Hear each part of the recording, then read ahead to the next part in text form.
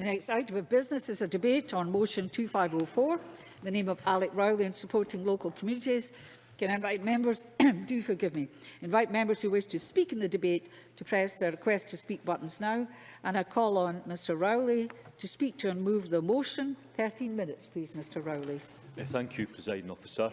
In bringing forward this motion today, I hope that we can build a consensus in this Parliament, not only that fuel poverty in Scotland in the 21st century is unacceptable, but that we will take the steps needed for its eradication.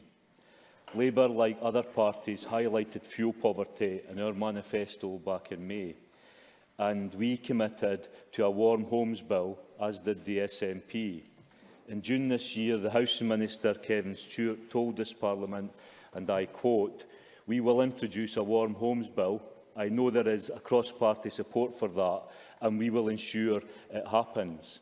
I very much welcomed that statement and was therefore disappointed when the programme for government brought forward by SNP ministers in September of this year made no mention of such a bill. Disappointed given the scale and impact of fuel poverty across all measures of social well-being.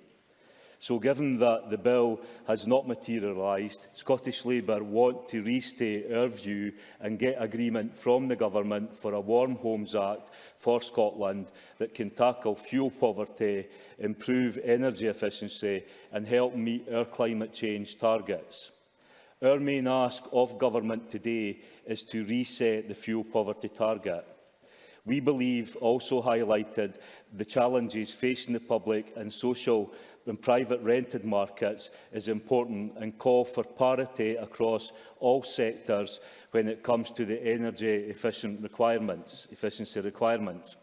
The 2016 target to eradicate fuel poverty has not been met, and this is a source of regret.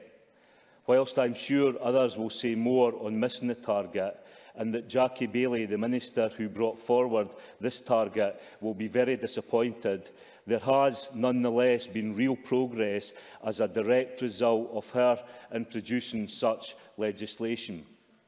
I do believe that there has been an underinvestment on what was needed. The evidence supports this, but nonetheless progress can be celebrated.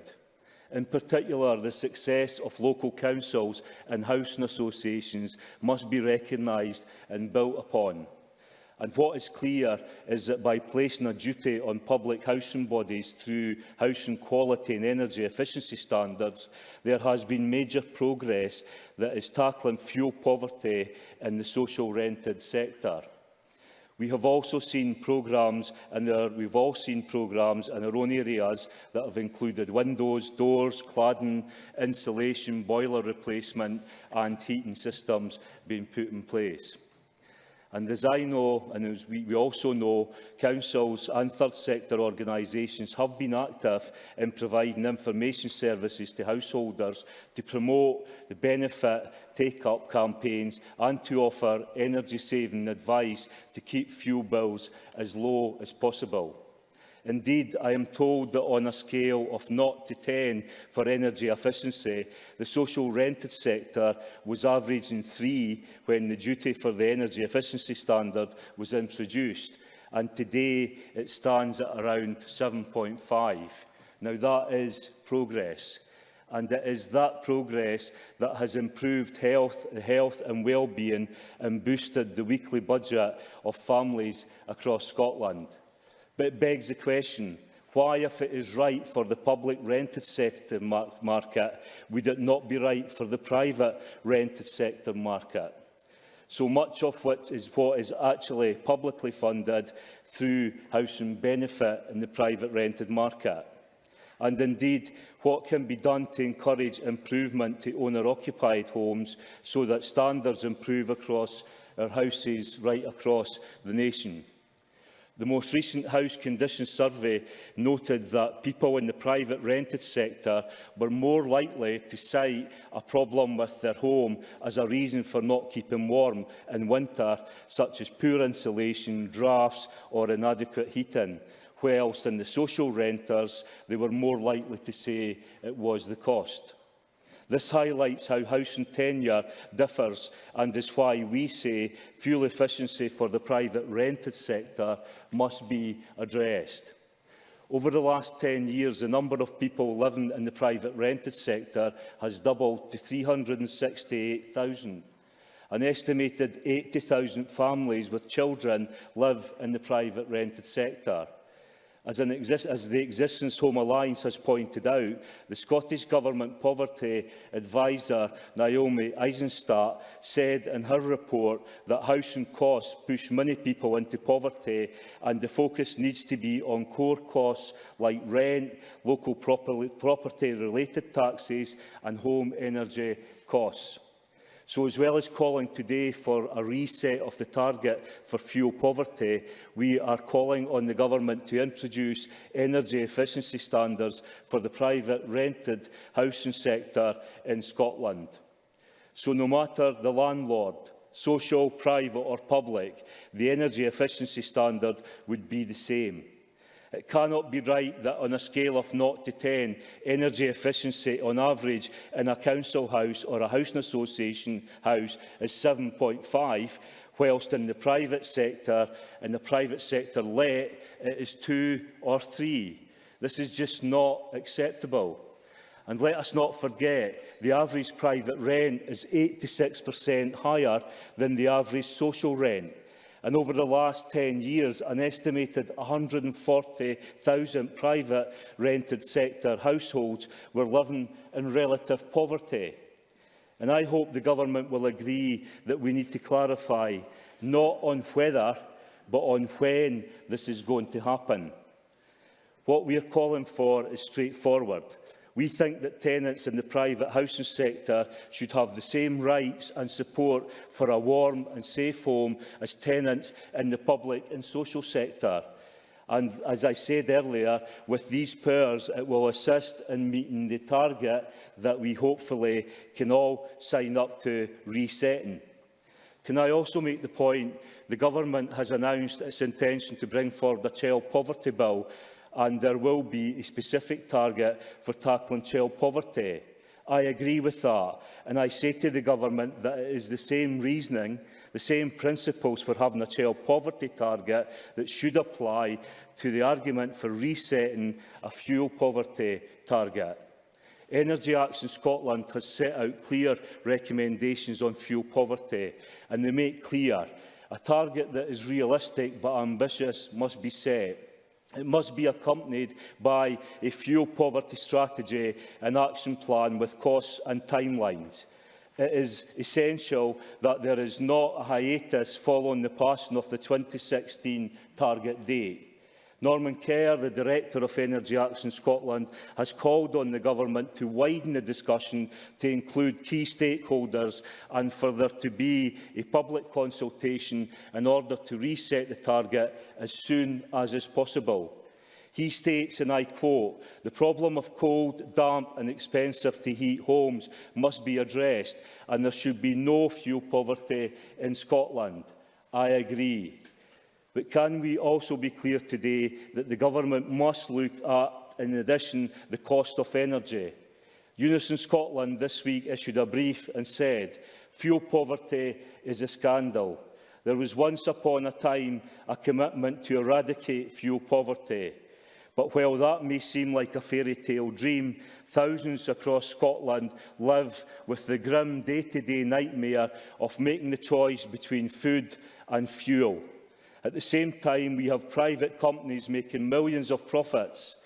This needs to change. We need much more provision of energy as a social good rather than a source of enrichment. And should we be looking to change our broken energy system? The Scottish Fuel Poverty Strategic Working Group have identified energy costs as one of the four, or as another of the four drivers for fuel poverty. So we would say that we must examine what options are available for more public control of energy provision.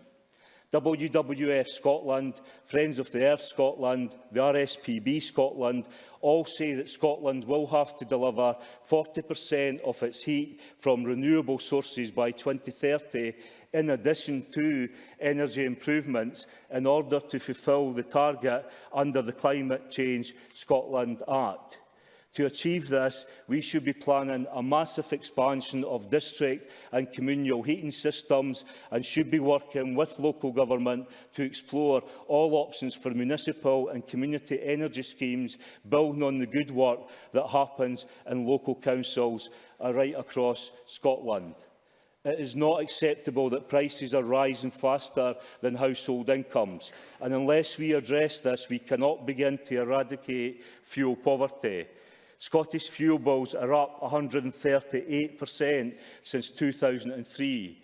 More help must be given to people who are fuel poor to switch to better tariffs, ensuring their billing is correct and enabling some form of debt relief. There is also the option to use the new social security powers to explore the potential solutions to support people on low incomes to afford sufficient energy for heating for healthy living. All of this work needs to happen. One of the recommendations from the Strategic Working Group is that the Government should identify specific measures to support customers in rural, off-gas grid areas who suffer from higher energy costs than in the rest of Scotland. This also needs to happen. So, Presiding Officer, whilst there will be deep disappointment at the failure to eradicate fuel poverty and meet the target, we need to reset that target, but there must be a little satisfaction at the progress that has been made in some parts of our society, namely for the housing associations and the councils in the public rented sector. At the end of the day, no doubt today, we will hear much about statistics around fuel poverty and poor housing.